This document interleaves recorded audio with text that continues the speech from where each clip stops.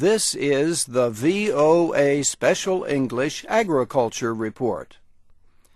The United States provides more than half the world's food assistance.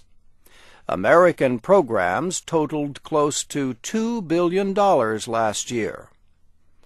Critics say the current system wastes money and delays the arrival of needed food. Under current law, United States government agencies have to buy American-produced food, and 75% of the aid must be carried on American ships. President Bush wants to change the system. His proposal would provide food assistance by purchasing crops directly from farmers in the developing world. Money in the form of cash grants would supply about 25% of food aid.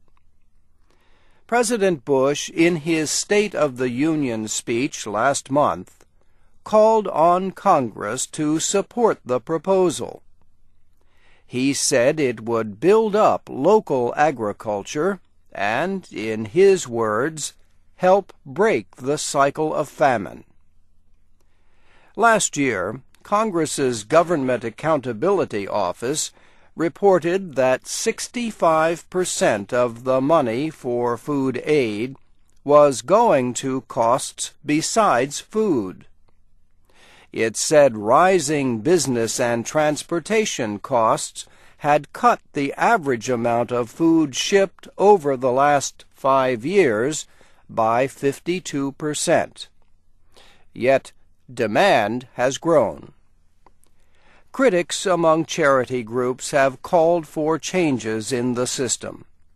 CARE USA, a major aid group, said last year that it would not take part in the current system after 2009.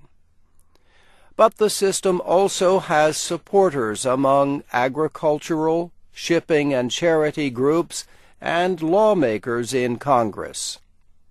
Supporters say the current system works well and that changing it could harm food aid programs.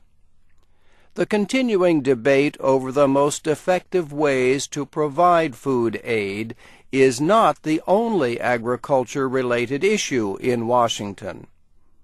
Congress has been working for months on a major farm bill. The House of Representatives and the Senate passed similar versions of legislation last year.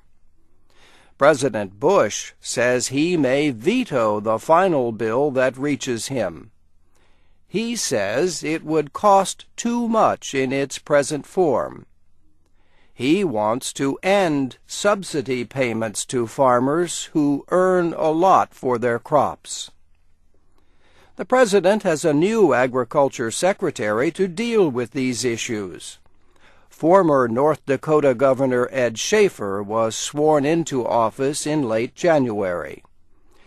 He replaced Mike Johans, who resigned to run for the United States Senate from Nebraska. And that's the VOA Special English Agriculture Report, written by Geraldine Watson. I'm Doug Johnson.